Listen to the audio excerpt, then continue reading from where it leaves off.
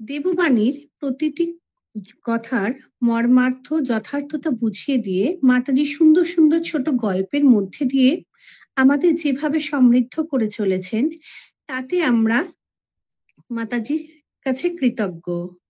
মাতাজি শ্রীচরণে আবারও প্রণাম জানিয়ে এই আলোচনা সভা শুরু করার জন্য অনুরোধ জানাই।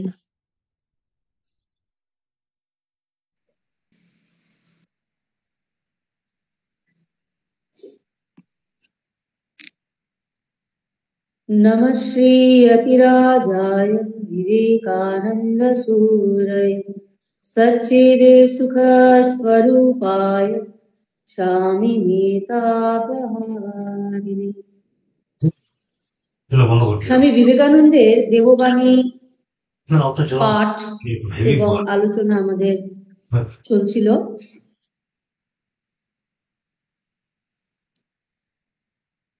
আমাদের গতদিন যে অংশটি শুরু হয়েছিল, মঙ্গলবার 30শে জুলাই এই দিনের পাঠ এবং আলোচনা আমাদের শুরু হয়েছিল এবং কিছুটা হয়েছিল। আমরা তার দ্বিতীয় প্যারাগ্রাফ থেকে আজকে শুরু করছি। স্বামীজি বলছেন, সত্য যা তা সাহসপূর্বক নির্ভীকভাবে লোকের কাছে বলো। এই সত্য প্রকাশের জন্য ব্যক্তি বিশেষের কষ্ট হলো বা না হলো সেদিকে খেয়াল করো না। দুর্বলতাকে আমল দিও না। সত্যের জ্যোতি বুদ্ধিমান লোকেদের পক্ষেও যদি অতিমাত্রায় প্রখর বোধ হয়, তারা যদি তা সহ্য করতে না পারে, সত্যের বন্যা যদি তাদের ভাসিয়ে নিয়ে যায়, তা যাক। যত শীঘ্র হয় শীঘ্র যায় তাই ভালো। ছেলে মানুষই ভাব শিশুদের ও বুনো অসভ্যদেরই শোভা পায়, কিন্তু দেখা যায় এইসব ভাব কেবল শিশু মহলে বা জঙ্গলেই আবদ্ধ নয়। এই সকল ভাবের অনেকগুলি ধর্ম প্রচারকদেরও কুক্ষিগত। স্বামীজি এখানে বলছেন,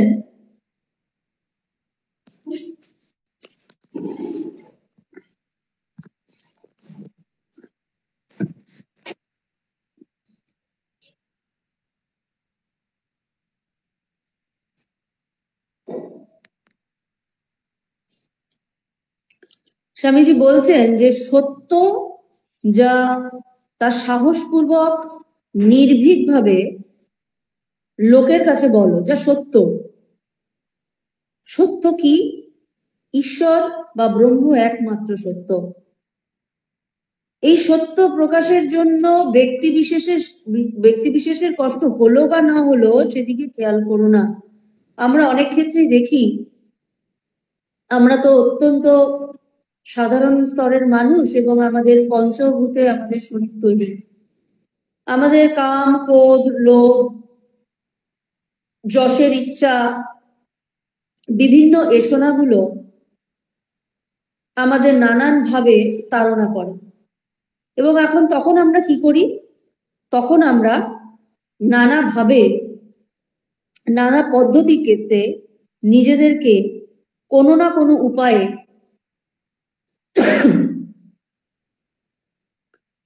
একটি শ্রেষ্ঠ আসনে বসানোর জন্য চেষ্টা করি। এখন প্রশ্ন, যে এই শ্রেষ্ঠ আসনে বসানোর জন্য আমরা কখনো কখনো এমনও হয় যে আমরা নিজেদেরকে হয়তো দেবতা বলে প্রমাণ করতে চাই বা কেউ চায়। স্বামীজি বলছেন, নির্ভীক হও। তাতে কেউ অসন্তুষ্ট হলো না হলো তাতে তোমার কিছু আসে যাচ্ছে না। তুমি সত্যতে অবলম্বন করে থাকো। অর্থাৎ মনুষ্য দেহটা কখনোই ভগবান বা দেবতা হতে পারে না। কেউ যদি বলে আমি ভগবান, আমি ঈশ্বর, সেই আমি ঈশ্বর যদি কেউ বলে, সেটি সম্পূর্ণ মিথ্যা, সম্পূর্ণ প্রতারণা। সেইটা বলার মতো সাহস তোমার থাক। দুর্বলতাকে আমল দিও না। সত্যের জ্যোতি বুদ্ধিমান লোকেদের পক্ষে অনেক সময় গ্রহণ করা অসম্ভব হয়ে পড়ে। স্বামীজি বলছেন কোনো কোনো সময়ে এমনও ঘটে যেখানে সত্য, বুদ্ধিমান, অত্যন্ত বুদ্ধিমান মানুষ সেও সত্যকে সহ্য করতে পারছে না এবং সত্যের বিপরীতে গিয়ে নিজেকে একটি শ্রেষ্ঠতম স্থানে প্রতিষ্ঠা করার চেষ্টা করছে এবং সে বুঝতে পারছে তা সত্য নয়, কিন্তু তবুও সেই সত্যতাকে সে অস্বীকার করছে এবং সত্যর জ্যোতিটা সে সহ্য করতে পারছে না। সত্যের বন্যা যদি তাদের ভাসিয়ে নিয়ে যায় তা যাক, যত শীঘ্র যায় ততই ভালো। এরপর বলছেন যে ছেলে মানুষই ভাব শিশুদের ও বুনো অসভ্যদের শোভা পায়। ছেলে মানুষই ভাব মধ্যে এই যে আমি শ্রেষ্ঠ, আমি প্রধান, আমি ঈশ্বর, আমি ভগবান, এর উপরে আর কেউ নেই, এই যে নানান ভাব, এগুলো তো বলছেন একটা শিশু যদি মনে করে আমি আজকে দেশের রাজা, মনে করতেই পারে এই দেশটাকে আমি শাসন করছি, এবং সে একটা চেয়ারে বসে বলতে শুরু করলো এই হচ্ছে আমার সিংহাসন এবং আজকে থেকে আমি প্রধানমন্ত্রী। শিশুটিকে শোভা পেল, বুনো অসভ্যদেরও শোভা পায়, কারণ বনটাই হচ্ছে তাদের, বনই হচ্ছে তাদের জগৎ, এবং এই বনের মধ্যে তার যে রাজ্য, সেই রাজ্যে সে রাজা হতেই পারে এবং এই রাজ্যটাই তার কাছে পৃথিবী হতেই পারে। তাই বলছেন যে এটা তাদের শোভা পায়, কিন্তু দেখা যায় এই সব ভাব কেবল শিশুদেরই শোভা পাচ্ছে, অন্য সকলের ক্ষেত্রে এগুলো ধর্ম প্রচারকদের কুক্ষিগত একটা বিষয়। ধর্ম প্রচার করছে কেউ, মনে বলছে যে দেবতার কথা কি আর বলবো, আমি তো দেবতা, আমি ভগবানের কথা, প্রথমে সে ভগবানের কথা বলতে শুরু করে, তারপর নিজেকেই ভগবান বলে প্রতিষ্ঠিত করতে চায়। এখানে কিন্তু বুঝতে হবে যে উপনিষদের যে মহাবাক্য অহম ব্রহ্মাস্মি, এর সঙ্গে কিন্তু আমি ভগবান, এই দুটোর সম্পূর্ণ রকমের পার্থক্য রয়েছে। অহম ব্রহ্মাস্মি মানে অহম ব্রহ্মাস্মির সাথে সাথে সর্বং খলুদং ব্রহ্ম, এই বোধও তার প্রতিষ্ঠা হয়েছে, যার অহম ব্রহ্মাস্মিতে যে প্রতিষ্ঠিত হয়েছে। কিন্তু কেউ যদি বলে আমি ভগবান, তোমরা সকলে আমার দাস, তা কিন্তু সর্বৈব মিথ্যা, স্বামীজি বলছেন। এরপর বলছেন আধ্যাত্মিক উন্নতি লাভ হলে আর সম্প্রদায়ের গণ্ডি মধ্যে আবদ্ধ থাকা খারাপ, তা থেকে বেরিয়ে এসে স্বাধীনতার মুক্ত বাতাসে দেহপাত করো।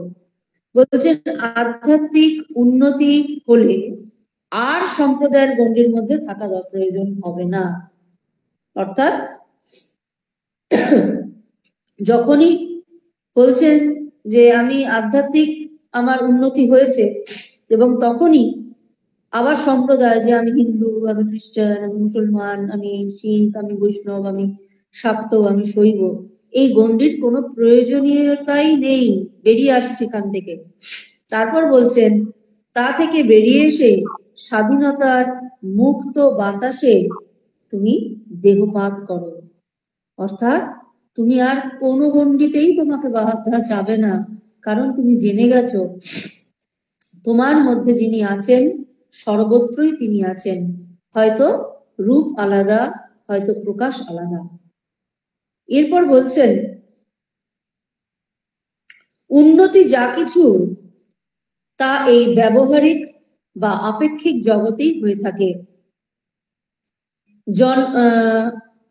মানব দেহেই সর্বশ্রেষ্ঠ দেহ এবং মানুষই সর্বোচ্চ প্রাণী, কারণ এই মানব দেহে এই জন্মেই আমরা সম্পূর্ণরূপে আপেক্ষিক জগতের বাইরে যেতে পারি, সত্য সত্যই মুক্তির অবস্থা লাভ করতে পারি, আর এই মুক্তি আমাদের চরম লক্ষ্য।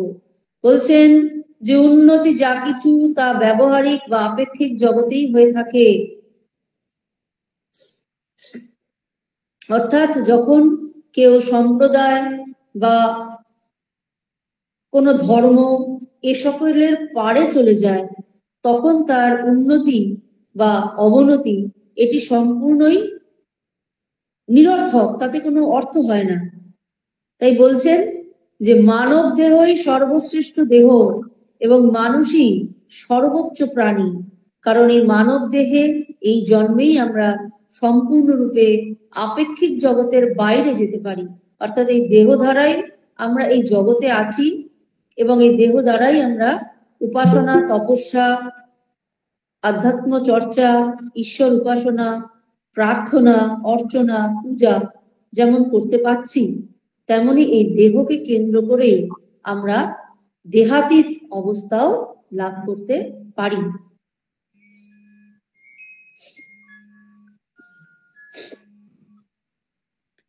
এরপর বলছেন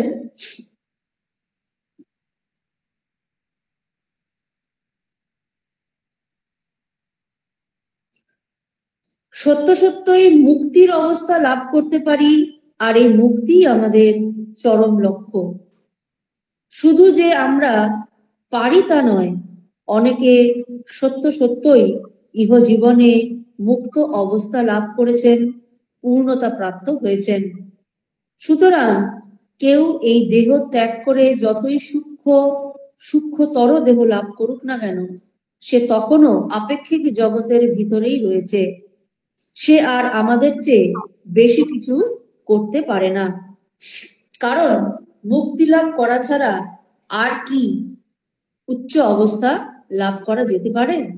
বলছেন কেউ যদি দেহত্যাগ করে যতই সূক্ষ্ম বা সূক্ষ্মতর অবস্থায় যাক না কেন, কিন্তু তার আধ্যাত্মিক উন্নতি বা তার যদি রিয়েলাইজেশন না হয়, কোনো উপলব্ধি না হয় যে তিনি ব্রহ্ম এবং তার ভেতরে যিনি রয়েছেন তিনি সর্বত্রই রয়েছেন, অর্থাৎ তিনিও যা, আশেপাশে যা কিছু তিনি দেখতে পাচ্ছেন সেটাও তা, অর্থাৎ ব্রহ্ম হতে কীট পরমাণুতে তিনিই আছেন, এই বোধ যদি তার না হয়, তাহলে সে জগতের ভেতরেই থাকবে, সে কিন্তু বাইরে যেতে পারবে না বা তার মুক্তি লাভ হওয়া সম্ভবই নয়। দেবতারা, এখানে ব্র্যাকেটে লেখা আছে অ্যাঞ্জেলস, কখনো কোনো অন্যায় কাজ করে না, কাজেই তারা শাস্তিও পান না, সুতরাং তারা মুক্ত হতে পারেন না। সংসারের ধাক্কাই আমাদের জাগিয়ে দেয়, এই জগৎ স্বপ্ন ভাঙাবার সাহায্য করে। এই রূপ ক্রমাগত আঘাতই এই জগতের অসম্পূর্ণতা বুঝিয়ে দেয়, আমাদের এই সংসার থেকে পালাবার, মুক্তি লাভ করবার আকাঙ্ক্ষা জাগিয়ে দেয়। এখানে স্বামীজি যেটা বলতে চাইছেন খুব সূক্ষ্ম বিষয়, বলছেন দেবতারা কখনো কোনো অন্যায় কাজ করেন না, তাই তারা কখনো শাস্তিও পান না, সুতরাং তারা মুক্ত হতে পারেন না। অদ্ভুত ব্যাপার। তাহলে কি বুঝতে হবে যে ঈশ্বর লাভ করার জন্য বা মুক্তি পাওয়ার জন্য বা ব্রহ্মজ্ঞান হওয়ার জন্য শাস্তি পাওয়া দরকার, অন্যায় করা দরকার? স্বামীজি বলছেন মুক্ত হতে পারেন না, কারণ তারা কোনো অন্যায় করছেন না এবং সংসারের কোনো ধাক্কাও তাদের সহ্য করতে হচ্ছে না, কারণ তাদের ওখানে সবকিছুই ঠিকঠাক, কোথাও কোনো কিছু অন্যায় নেই। অন্যায় যখন নেই, ন্যায়ও নেই। অপবিত্রতা কিছু নেই, তাই পবিত্রতাও নেই। ধর্ম নেই, তাই অধর্মও নেই। আধ্যাত্মিকতা নেই, তাই আধ্যাত্মিকতার উল্টো দিকে যেটা আসরিকতা সেটাও নেই। স্বামীজি বলছেন এই দুয়ের টানাপোড়েন অথবা অন্ধকার থেকে আলোতে যাওয়ার যে ইচ্ছাটা, প্রচেষ্টাটা মানুষকে সাধক বা সাধিকা করে তোলে। ঈশ্বরের পথে যাওয়ার যে ইচ্ছাটা তাকে সাধন পথে নিক্ষেপ করে।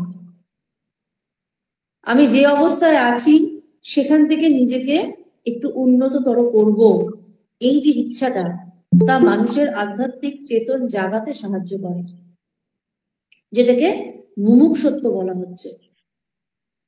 ঈশ্বর লাভের জন্য মনুষ্য জন্ম, সদ্গুরু লাভ এবং মুমুক্ষুত্ব। এই মুমুক্ষুত্ব হচ্ছে ঈশ্বর লাভের ইচ্ছা, তার মানে ঈশ্বর আমার নেই, তাই আমি ঈশ্বরকে লাভের ইচ্ছা করছি। যদি থাকতো তাহলে আমি কি করে, আর ঈশ্বর লাভের ইচ্ছা কি আমার থাকতো?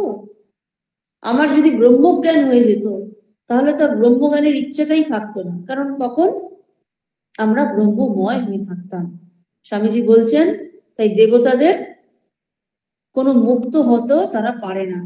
দেবতাদের মুক্ত হতে হলে, দেবতাদের ঈশ্বর লাভ করতে হলে তাদের মনুষ্য শরীর ধারণ করে পৃথিবীতে আবার আসতে হয়, আবার তপস্যা করতে হয়, আবার তাদের আধ্যাত্মিক চেতনা জাগরিত করার জন্য তাদের গভীর কঠিন জপ তপ ধ্যানাদিতে ডুবে যেতে হয়। এইরূপ ক্রমাগত আঘাতই এই জগতের অসম্পূর্ণতা বুঝিয়ে দেয়। অর্থাৎ ক্রমাগত অসম্পূর্ণ থেকে সম্পূর্ণর দিকে যে আমাদের যাত্রার করার ইচ্ছা, বা আমরা অসম্পূর্ণ আছি সেখান থেকে সম্পূর্ণতার দিকে আমি এগোবো, এই যে ইচ্ছাটা, তাই আমাদেরকে জগতের মধ্যে থেকেই আধ্যাত্মিক উন্নতি বা ঈশ্বরের দিকে এগিয়ে যাওয়ার জন্য অনুপ্রাণিত করবে। অর্থাৎ অন্ধকার থেকে আলোতে যাওয়া, অন্ধকার আছে বলেই আলো যাওয়ার ইচ্ছে হচ্ছে আমার। যদি চারিদিকে শুধুই আলো আলো আলো, তাহলে আরো আলোতে যাওয়ার তো ইচ্ছে হতো না। সেটাই বলছেন যে দেবতাদের সেটা হয় না, সেখানে সবকিছুই সব পারফেক্ট, সবটাই সম্পূর্ণ, সবটাই, তাই তাদের উন্নতির আর কোনো চেষ্টার প্রয়োজনই হয় না। তারপর বলছেন, আমাদের এই সংসার থেকে পালাবার, মুক্তি লাভ করবার আকাঙ্ক্ষা সদা সর্বত্র জাগিয়ে রাখা প্রয়োজন, এবং এই অসম্পূর্ণতাটাই আমাদের সম্পূর্ণ হওয়ার জন্য প্রচেষ্টা চালিয়ে যাওয়ার দিকে অনুপ্রাণিত করে। এরপর বলছেন, কোনো বস্তু যখন আমরা অস্পষ্টভাবে উপলব্ধি করি তখন আমরা তার এক নাম দিই, আবার সেই জিনিসকেই যখন সম্পূর্ণরূপে উপলব্ধি করি তখন অন্য নাম দিই। আমাদের নৈতিক প্রকৃতি যত উন্নত হয় আমাদের উপলব্ধিও তত উৎকৃষ্ট হয়, আমাদের ইচ্ছা শক্তিও তত অধিক বলবতী হয়। বলছেন যে আমাদের কোনো বস্তু যখন আমরা অসম্পূর্ণভাবে তার জ্ঞান লাভ করি, কোনো অসম্পূর্ণ জ্ঞান হলো আমাদের, কি অসম্পূর্ণ জ্ঞান? ধরলাম একটা খুব সাধারণ জিনিস, রসগোল্লা। রসগোল্লার রসটা যখন আমরা দেখছি তখন আমরা বললাম এটি রস। কিভাবে তৈরি হচ্ছে? চিনি আর জল সহযোগে অনেকক্ষণ ধরে সেটিকে ফুটিয়ে ফুটিয়ে ফুটিয়ে ফুটিয়ে এটার একটু ঘন মতো একটা বস্তু তৈরি হচ্ছে, যেটি অত্যন্ত মিষ্টি, যেটাকে রস, অনেকে শিরা, রসগোল্লার শিরা ইত্যাদি ইত্যাদি বলে থাকে। এরপর ছানা দিয়ে একটা বস্তু, গোল মতো বস্তু তৈরি করা হলো। এটা কি না, এটা ছানার সন্দেশ, একটা গোল মতো সলিড একটা কাঁচা একটা সন্দেশ মতো হয়েছে, এটা কাঁচা গোল্লা, এটা একদম পিওর ছানা দিয়ে তৈরি। বেশ ভালো কথা।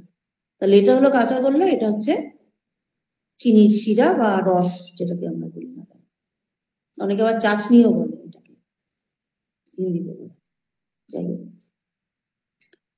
এবার ওই রসগোল্লা, ওই যে কাঁচা গোল্লা যেটা ছানা দিয়ে তৈরি করা হয়েছিল সেটিকে সেই রসের মধ্যে ছাড়া হলো, এবং সেটাকে উৎকৃষ্ট ভাবে ওটাকে ফোটাতে ফোটাতে ফোটাতে ফোটাতে দেখা গেল ওই যে ছানার রসগোল্লাটা বেশ সুন্দর, কাঁচা গোল্লাটা ছিল সেটা ধীরে ধীরে ধীরে ধীরে বেশ ফুলে উঠলো, এবং তার মধ্যে ওই যে রসটা বেশ খানিকটা ঢুকে গেল।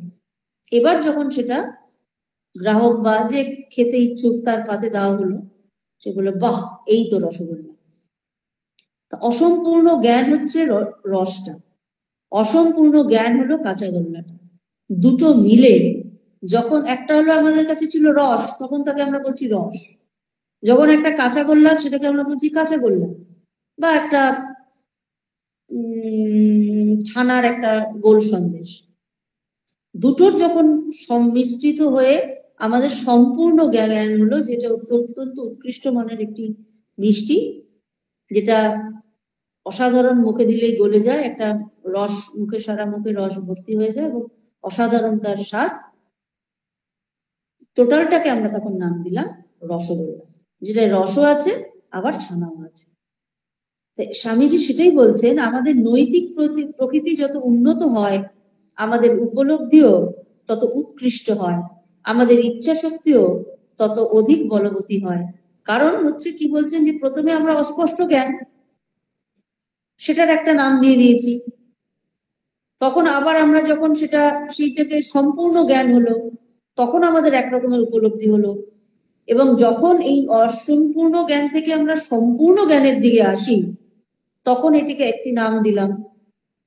এবং আমরা যখন নৈতিক দিক থেকে উন্নত হলাম, তখন আমরা বলছি না এই রসে ভেজানো একটা মিষ্টি, বলছি না কিন্তু, বা এই তো এই ছানাটা হয়েছিল, ছানার একটা সন্দেশ ছিল, এইখানে একটু চিনির একটু রস ছিল, এইটার মধ্যে এটা ভেজানো হয়েছে, এরকম বলছি না। আমাদের উন্নত মানসিকতা তখন হলো, বা এই দুটো মিশিয়ে তো অত্যন্ত উৎকৃষ্ট একটি মিষ্টি উপস্থিত হলো। তাহলে সেটা কি? সেটা রসগোল্লা, এই সম্পূর্ণ জ্ঞান। এবং এই সম্পূর্ণ জ্ঞানটা আমাদের ইচ্ছা শক্তি যখন বাড়লো, যেটার আমি একটা কিছু নাম দেব, তখন ওই একটা নাম দিলাম, না এটাকে বলা হচ্ছে রসগোল্লা। এরপর ওই দিন অপরাহ্নে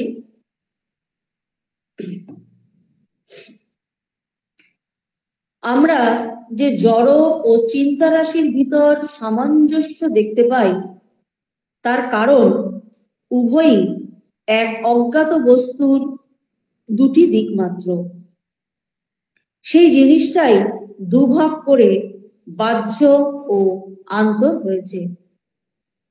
বলছেন আমরা যে জড় বা চিন্তা রাশির ভিতর যে আমরা যে জড় বা চিন্তা রাশির ভিতর সামঞ্জস্য দেখতে পাই, তার কারণ উভয়ই এক অজ্ঞাত বস্তুর দুটি দিক।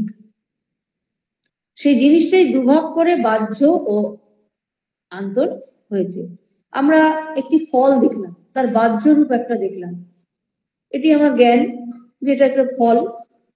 এবং আমার চিন্তা রাশিরও যে ফলটা, এই গাছে এইরকমই ফল হয়, এই গাছে কিন্তু অন্য ধরনের ফল হয় না, আমি দেখেছি। আবার তখন বলছেন যে এই জিনিসটি যখন দুভাগে ভাগ হয়ে গেল, ফল এবং তার ফলের যে ভেতরের শ্বাস এবং তার খোসা দুটো আলাদা হলো,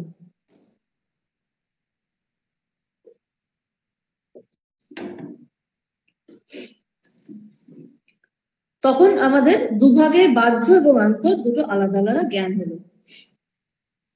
ইংরেজি প্যারাডাইস শব্দটি সংস্কৃত পরদেশ শব্দ থেকে এসেছে। এই শব্দটা পারস্য ভাষায় চলে গিয়েছে। পারস্য ভাষায় এটি ওকে বলা হচ্ছে ফারদৌস।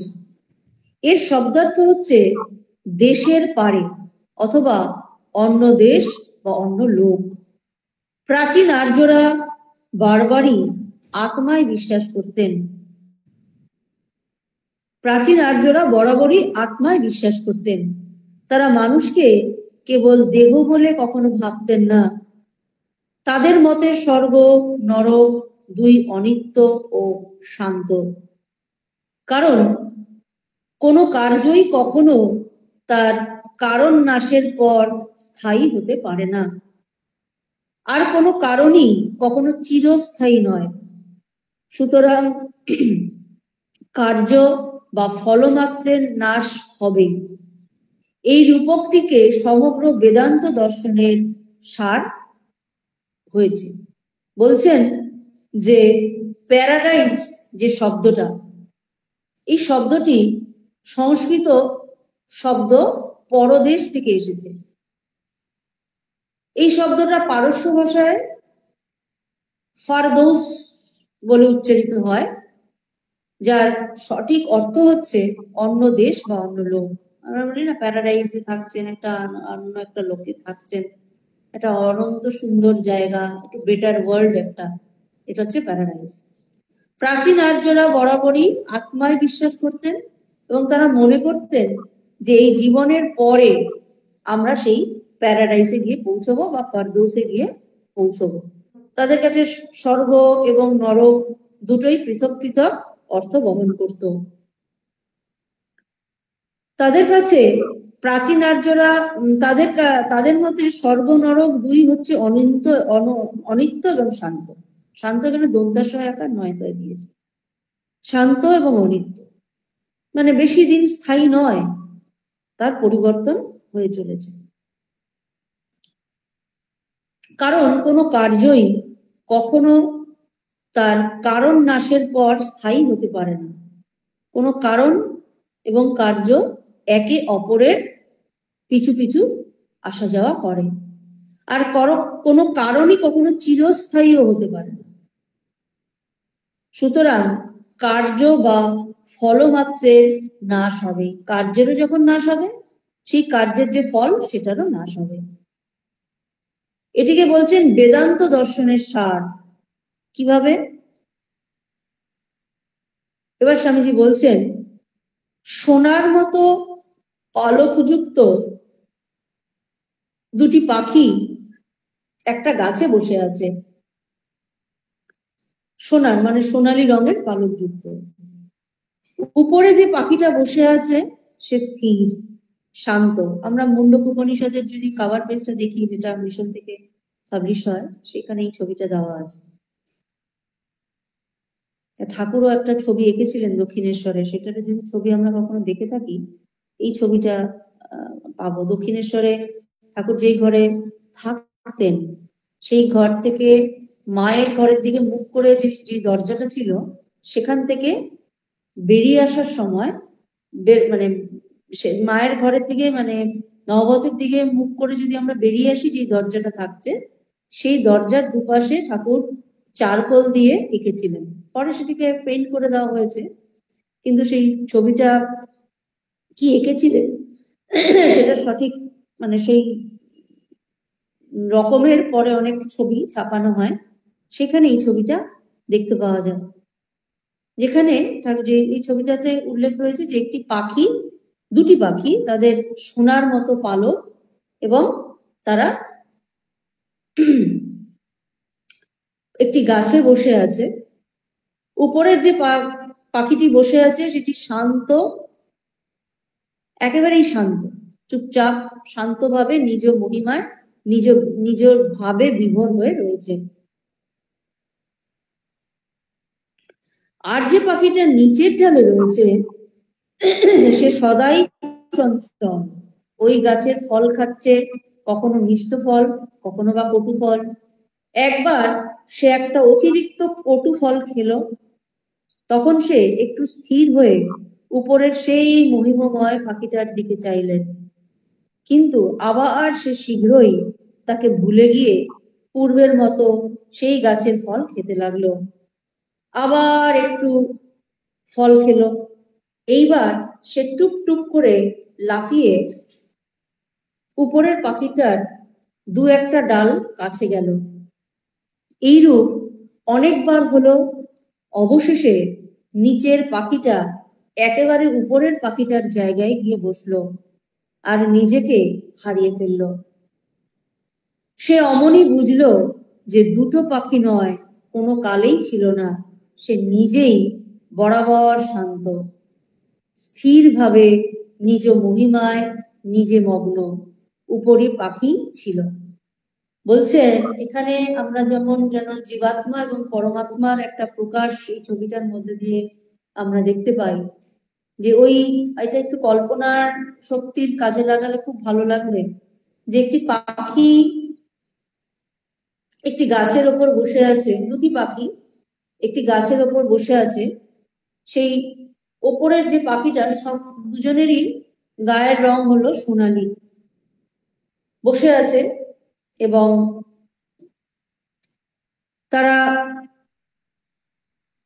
একজন তো বসেই আছে, ওপরে যে পাখিটি সে বসে আছে, এবং নিচের যে পাখিটি সে, ওপরের পাখিটি সম্পূর্ণ শান্ত, চুপচাপ সে বসে আছে এবং যেন নিজের ভাবে নিজে মত্ত, নিজের মধ্যেই সে যেন ডুবে সম্পূর্ণ আত্মমগ্ন হয়ে রয়েছে।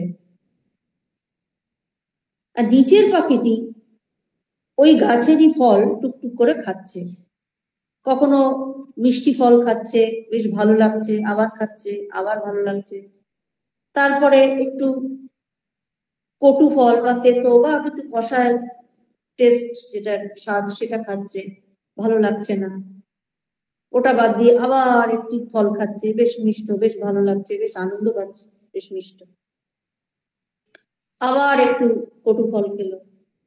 একটা সময় সে অত্যন্ত কটু একটা ফল খেয়ে ফেললো এবং তার মনে হলো অত্যন্ত কটু সেটা, এবং তার খুব বিরক্ত লাগছে সেটা।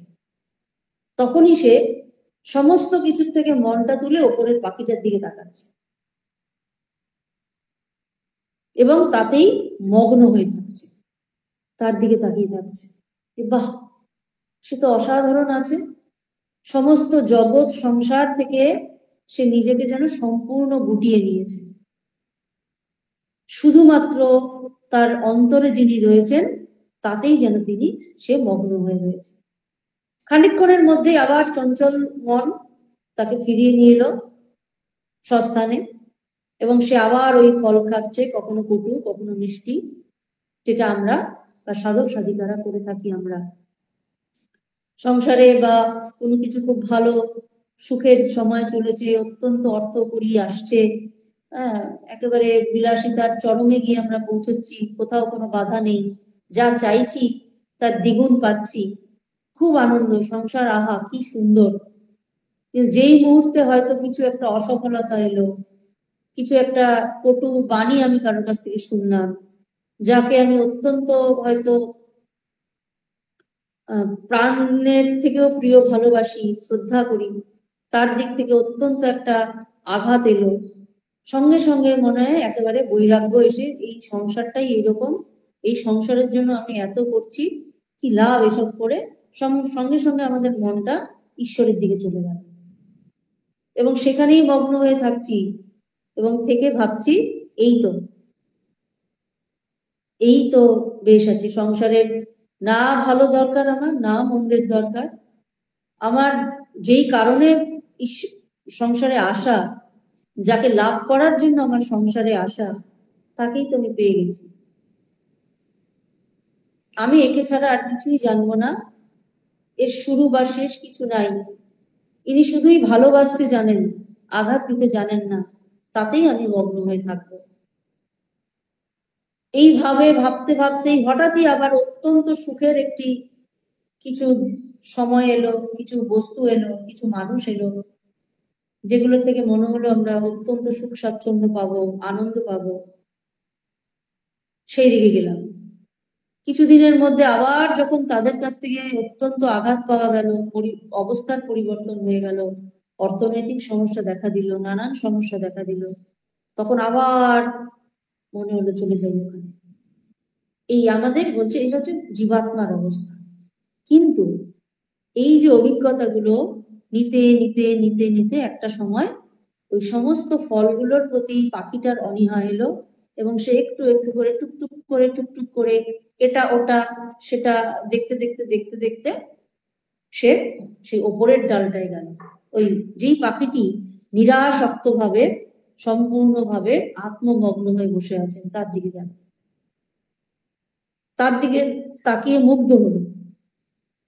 এরপর আবার আস্তে আস্তে সেইখানটিতে গিয়ে বসলো যেখানে ওই নিরাসক্ত পাখিটি বসেছিল, এবং বসার পরই দেখা গেল যে এ তো দুটো পাখি নয়, সে নিজেকে হারিয়ে ফেললো, বলছে আমিই তো সেই, আমি ওইখানে ছিলাম।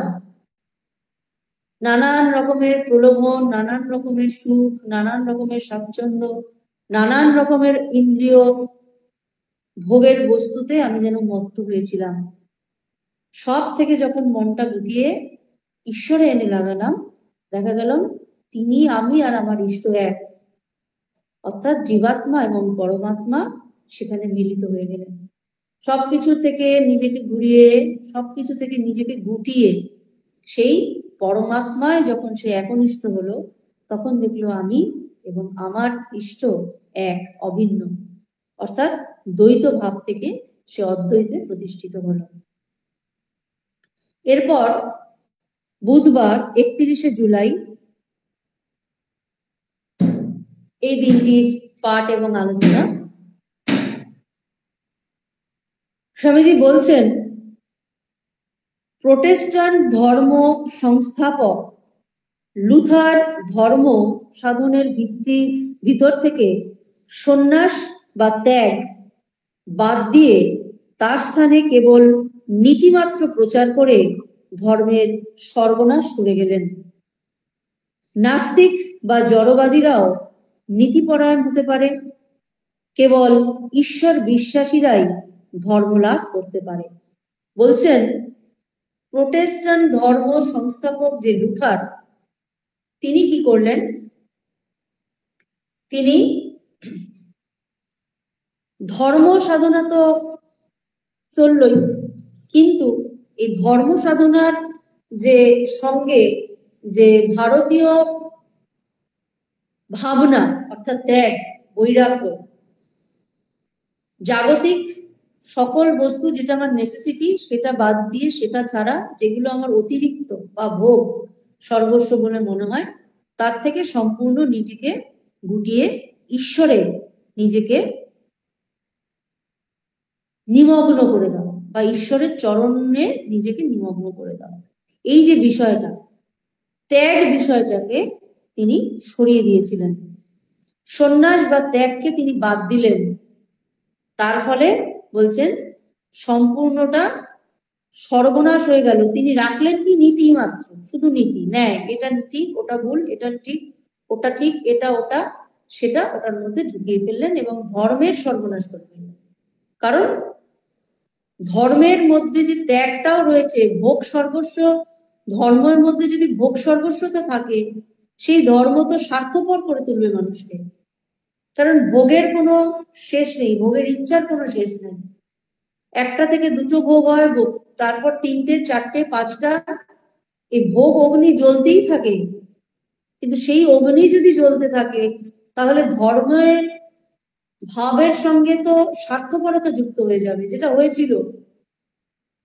একটা সময় দেখা গিয়েছিল যে বিভিন্ন চার্চগুলো, বিভিন্ন তাদের বিভিন্ন যে ফাদার বা পোপরা ছিলেন, তারা এতটাই লোভী হয়ে উঠেছিলেন যে তারা অর্থের জন্য মানুষকে প্রতারণা করে স্বর্গের টিকিট বিক্রি করতে লাগলেন এবং অনেক অনেক দামে সেগুলোকে বিক্রি করতে লাগলেন, যে তুমি যতই পাপ করো, তুমি এই টিকিটটা নিয়ে রাখো, যখন তুমি মরে যাবে তুমি স্বর্গে যাবে। এটা লোভ থেকে এসেছে।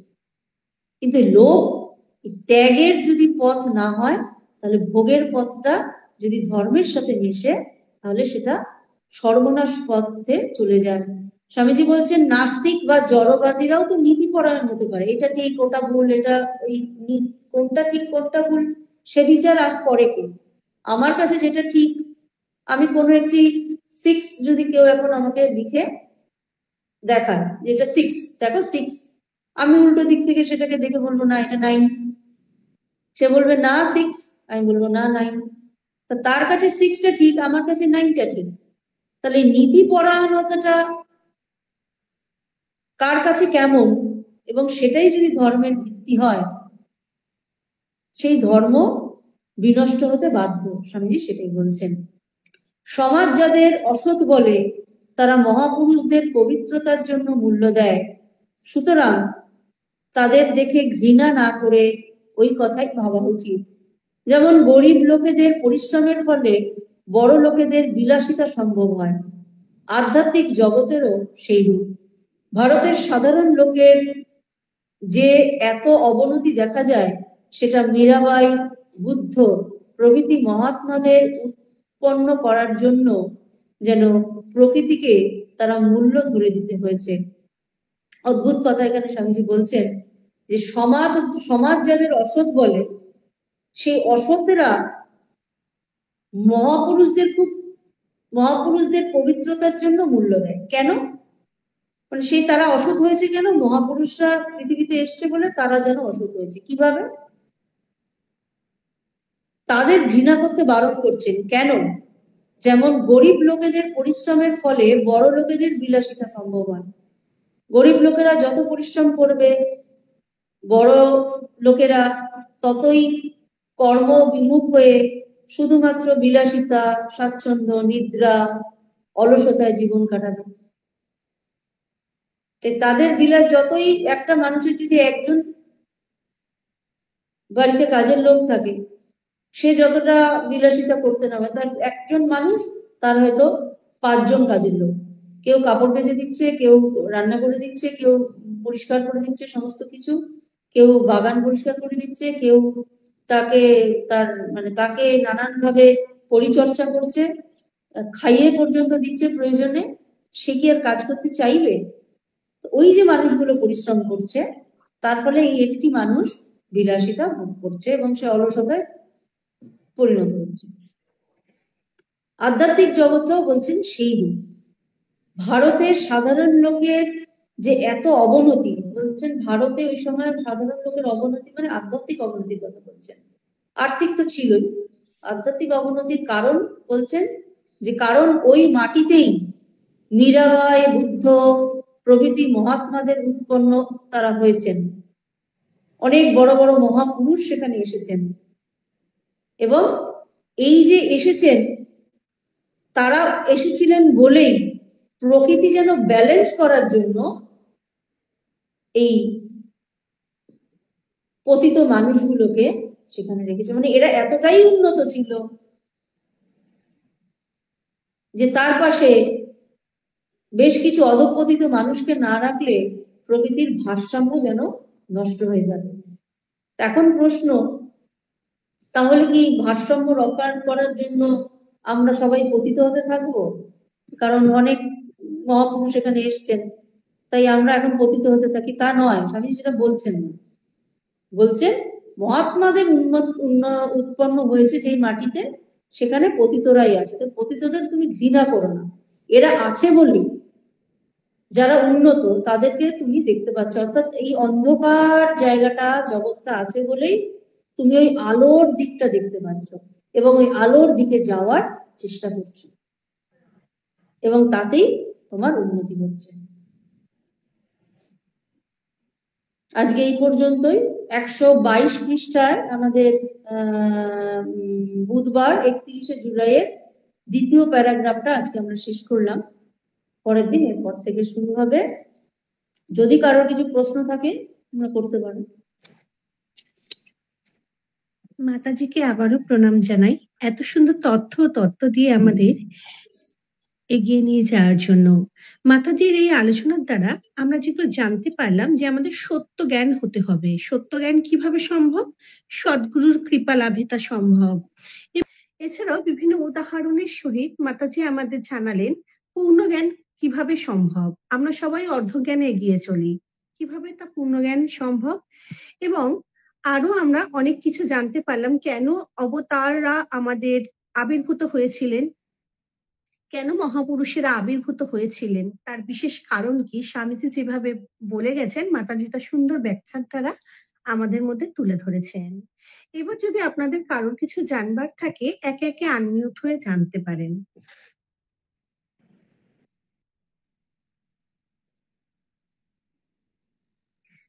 আমারই প্রথমে একটু জানতে ইচ্ছে হচ্ছে মা, আপনি বলেছেন যে নৈতিক প্রকৃতি, এই একটা শব্দ। নৈতিক প্রকৃতি বলতে আমরা কি ধরনের প্রকৃতিকে মানুষের মধ্যে দেখতে চাইতে পারি আর কি? কি ধরনের প্রকৃতি হওয়া উচিত?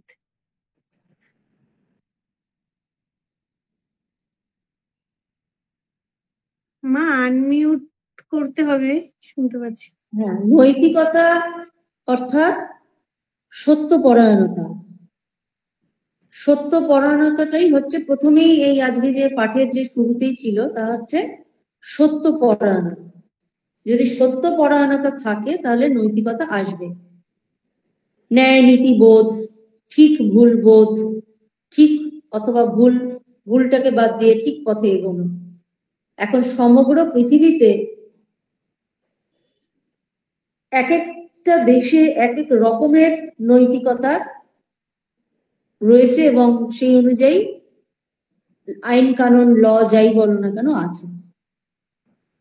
আমরা জানি এর আগেও বিভিন্ন আলোচনায় স্বামীজি যেখানে বলছেন, সারা ভারতবর্ষ স্বামীজি পরিব্রাজককালে যখন ঘুরছেন, অথবা সারা পৃথিবীতে স্বামীজি যখন প্রায় আমেরিকার পুরো অংশটা তিনি যখন পরিভ্রমণ করেছেন, সেই ক্ষেত্রে নানান অভিজ্ঞতা স্বামীজি আমাদেরকে জানিয়েছিলেন।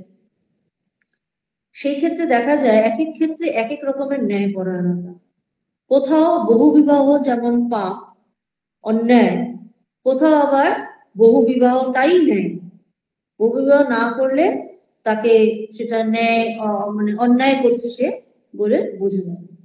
এখন এই যে ন্যায় পরায়ণতা আর অন্যায়, দেশ কাল পাত্র ভেদে সেটি কিন্তু পৃথক পৃথক। এটা হচ্ছে জাগতিক ক্ষেত্রে।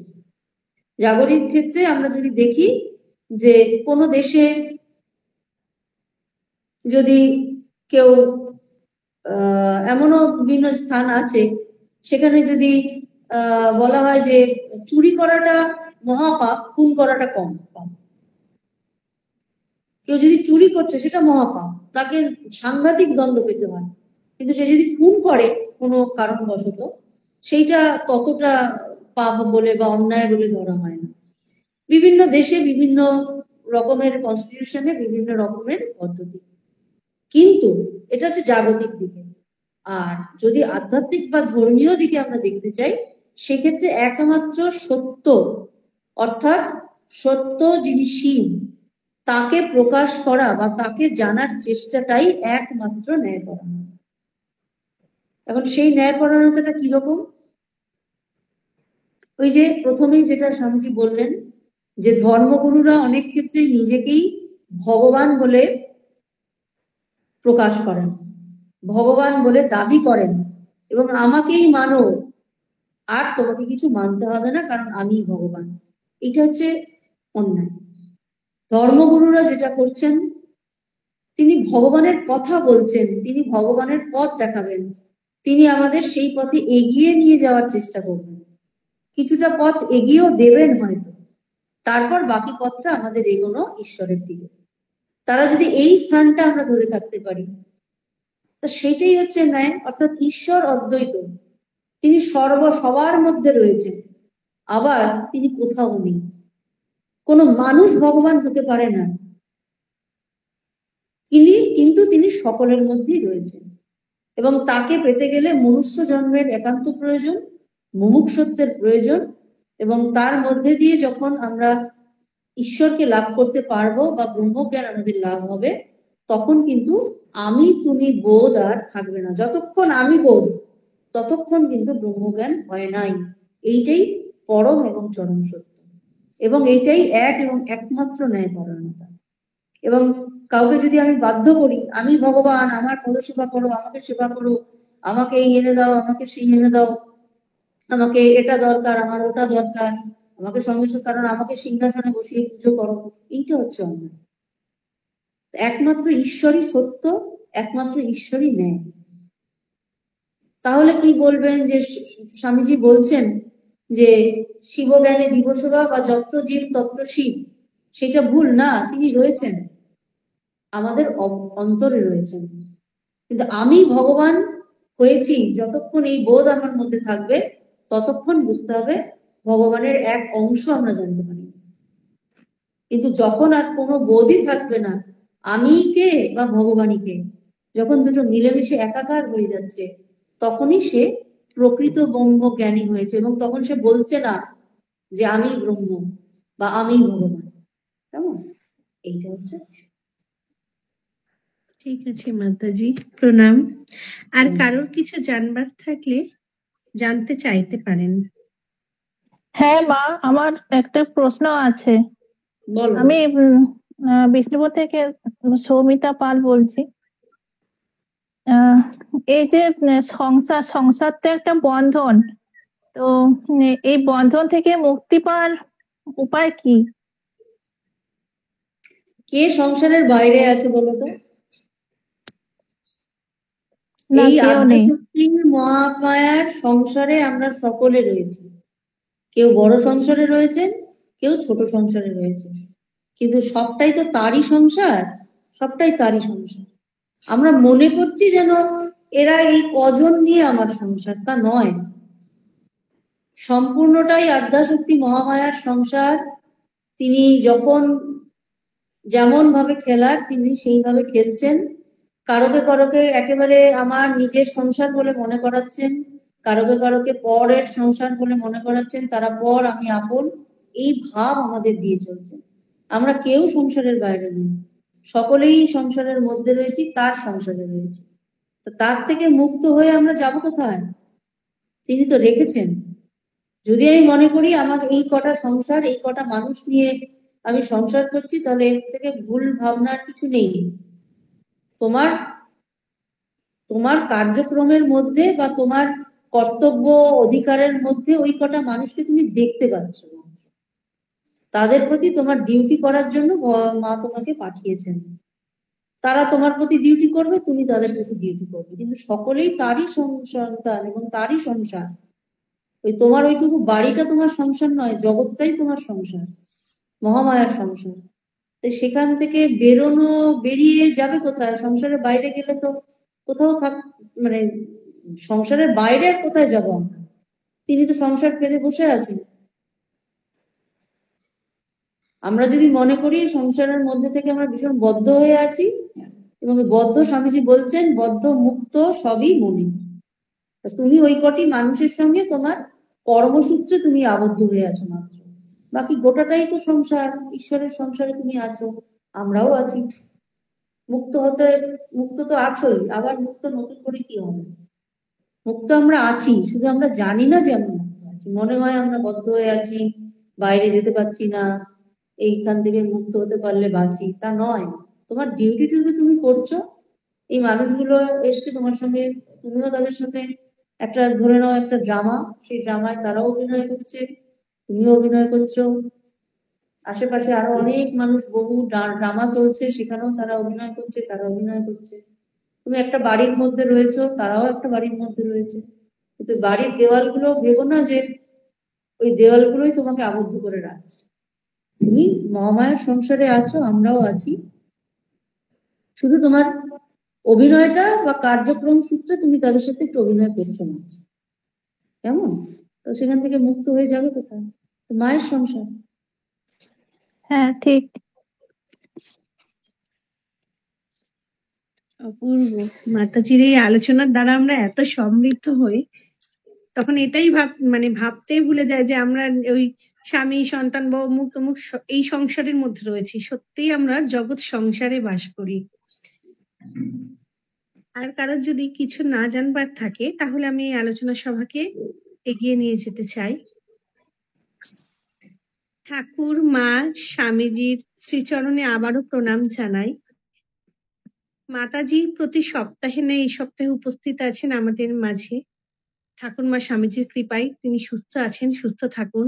শত ব্যস্ততার মাঝেও মাতাজি আমাদের মাঝখানে উপস্থিত হন, আর হন বলেই বোধ হয় আমরা এভাবে ভাবতে পারি কিছু সময়ের জন্য হলেও যে জগৎ সংসারই আমার। এই সংসারটুকুই সংসার নয়, জগতের পুরোটাই মহামায়া আদি শক্তির সংসার। মাতাজিকে আবারও প্রণাম জানাই এবং ঠাকুরমা স্বামীজি শ্রীচরণে মাতাজি সুস্থতা কামনা করে আমরা এই আলোচনা সভার একদম শেষ পর্যায়ে এসে উপস্থিত হয়েছি।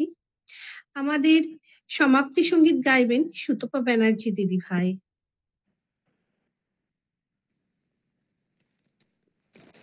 দিব্যত্রয়ী চরণে অবমিলুণ্ঠিত প্রণতি জানাই।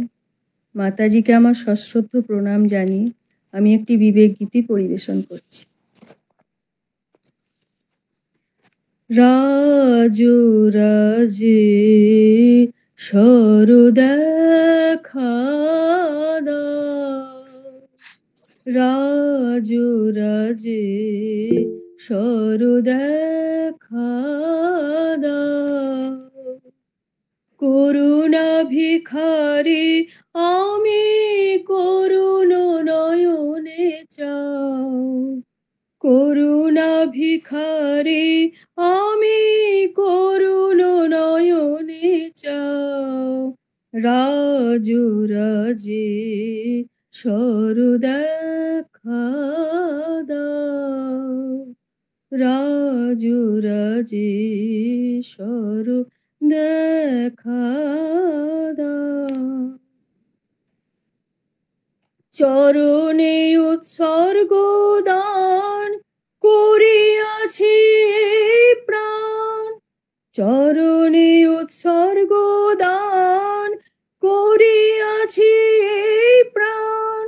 সংসার অনল কুণ্ডে ঝলসি গিয়াছে তাও, সংসার অনল কুণ্ডে ঝলসি গিয়াছে তাও। রাজরাজেশ্বর দেখা দাও, রাজরাজেশ্বর দেখা দাও। কলুষ কলঙ্কে ভরা আবরিত এ হৃদয়, কলুষ কলঙ্কে ভরা আবরিত এ হৃদয়। মোহে মুগ্ধ মৃত প্রায় হয়ে আছে দয়াময়, কলুষ কলঙ্কে ভরা আবরিত এ হৃদয়। মোহে মুগ্ধ মৃত প্রায় হয়ে আছে দয়াময়। মৃত সঞ্জীবনী দানে শোধন করিয়াল, মৃত সঞ্জীবনী দানে শোধন করিয়াল। রাজরাজেশ্বর দেখা দাও, রাজরাজেশ্বর দেখা দাও।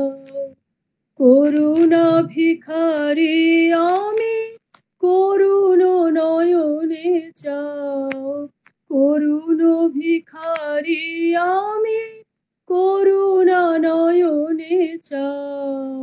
রাজরাজেশ্বর দেখা দাও, রাজরাজেশ্বর দেখা দাও, রাজরাজেশ্বর দেখা দাও। জয় ঠাকুর, জয় মা, জয় স্বামীজি মহারাজ। মাতাজিকে আমার সশ্রদ্ধ প্রণাম। সুতপা দিদিভাইকে জানাই জয় ঠাকুর জয় মা সম্ভাষণ।